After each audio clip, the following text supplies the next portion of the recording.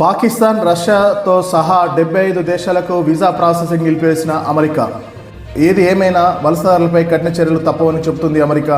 తమ దేశంలో అక్రమంగా ఉంటున్న వారిపైనే కాదు, ఇక రావాలనుకుంటున్న వారిపై కూడా చర్యలు తీసుకుంటామని అంటుంది.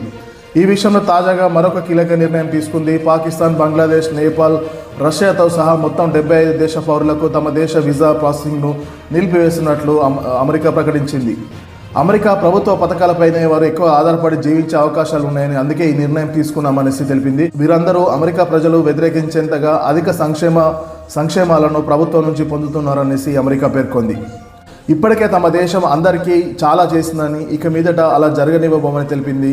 అందుకే కొత్త వలసదారులు అమెరికన్లు సంపదను సంగ్రహించకుండా రక్షణ కల్పించేంత వరకు వారు మాకు భారంగా మారని నిర్ధారణ అయ్యేంత వరకు ఇప్పటికే తమ దేశం అందరికీ చాలా చేసిందని, ఇక మీదట అలా జరగనివ్వబోమనేసి, అందుకే కొత్త వలసదారులు అమెరికన్ల సంపదను సంగ్రహించకుండా రక్షణ కల్పించేంత వరకు మరియు వారు మాకు భారంగా మారని నిర్ధారణ అయ్యేంత వరకు 75 దేశాల వారి వీసా ప్రాసెసింగ్లో నిలిపేస్తున్నామని అమెరికా చెప్పింది.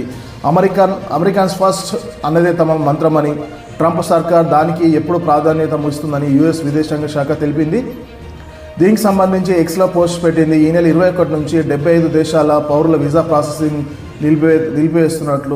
నిలిపేత మొదలవుతుందని, ఈ దేశాల్లో ముఖ్యంగా పాకిస్తాన్, బంగ్లాదేశ్, నేపాల్, రష్యాతో సహా ఆఫ్ఘనిస్తాన్, బ్రెజిల్, ఈజిప్ట్, ఇరాన్, ఇరాక్తో సహా మరికొన్ని దేశాలు ఉన్నాయి. వీటిపైన మేము నిర్ణయం తీసుకునే వారికి 75 దేశాలకు వీసా ప్రాసెసింగ్ చేయబోమనేసి అమెరికా విదేశాంగ శాఖ స్పష్టం చేసింది.